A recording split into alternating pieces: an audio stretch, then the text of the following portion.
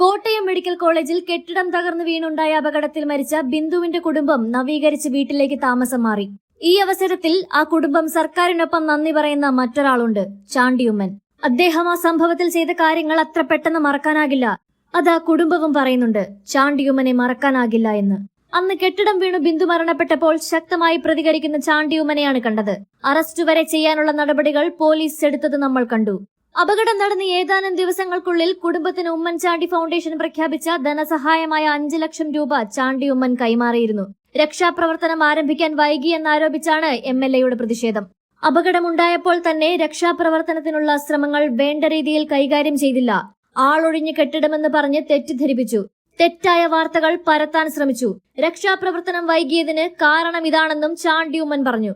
സത്യത്തിൽ ബിന്ദുവിന് കിട്ടിയ ഈ വീട് ചാണ്ടിയുമ്മന്റെ കൂടി കഠിന പരിശ്രമത്തിലാണ്. കാരണം സർക്കാർ തയ്യാറല്ലെങ്കിൽ ചാണ്ടിയുമ്മൻ വീട് വെച്ചു കൊടുക്കുമെന്ന് മനസ്സിലായതുകൊണ്ടാണ് വെറും 3 മാസങ്ങൾക്കുള്ളിൽ വീട് വെച്ചു കൊടുത്തത്. ചാണ്ടിയുമ്മൻ പറഞ്ഞാൽ പറഞ്ഞതുപോലെ ചെയ്യുമെന്ന് സർക്കാരിന് നന്നായിട്ടറിയാം. ഉന്നത വിദ്യാഭ്യാസ വകുപ്പിന് കീഴിലുള്ള നാഷണൽ സർവീസ് സ്കീമാണ് വീട് നവീകരിച്ച് നൽകിയത്. ജൂലൈ 3-നുണ്ടായ അപകടത്തിൽ മരിച്ച ബിന്ദുവിന്റെ കുടുംബാംഗങ്ങളെ സന്ദർശിച്ചപ്പോൾ മന്ത്രി നൽകിയ ഉറപ്പാണ് സ്നേഹ വീടായത്. വെള്ളിയാഴ്ച വീടിന്റെ താക്കോൽ കൈമാറി. മന്ത്രിമാരായ R. ബിന്ദു, VN വാസവൻ തുടങ്ങിയവർ ചടങ്ങിൽ പങ്കെടുത്തു. 12.5 ലക്ഷം രൂപ ചെലവഴിച്ചാണ് വീട് നവീകരിച്ചത്. ചുറ്റുമതിലടക്കം 3 മാസത്തിനുള്ളിൽ പണി പൂർത്തിയായി. അടുക്കളയായി ഉപയോഗിച്ചിരുന്ന ഭാഗം പൂർണ്ണമായും പൊളിച്ചുമാറ്റി. ശുചിമുറി ഉൾപ്പെടുന്ന ഒരു മുറിയും അടുക്കളയും വർക്കേരിയയും നിലവിലുള്ള വീടിനോട് കൂട്ടിച്ചേർത്ത് പുതിയതായി കോൺക്രീറ്റ് ചെയ്തു. മോശമായ കട്ടിളകളും വാതിലുകളും ജനലുകളും മാറ്റി പുതിയത് വെച്ചു.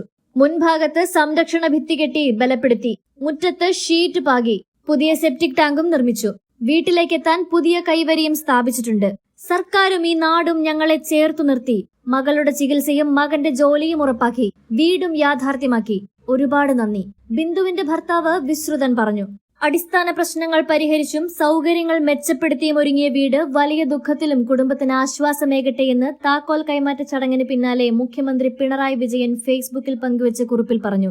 ബിന്ദുവിന്റെ മകന് ദേവസ്വം ബോർഡ് എഞ്ചിനീയറിംഗ് വിഭാഗത്തിൽ ജോലി നൽകാൻ തീരുമാനിച്ചിരുന്നുവെന്നും ഇതുമായി ബന്ധപ്പെട്ട ഉത്തരവ് വരും ദിവസങ്ങളിൽ ഉണ്ടാകുമെന്നും മുഖ്യമന്ത്രി കൂട്ടിച്ചേർത്തു. വീട് കിട്ടിയ സന്തോഷത്തിലും ബിന്ദുവിന്റെ ഭർത്താവ് ചാണ്ടിയുമ്മനോടുള്ള സ്നേഹം അറിയിച്ചു.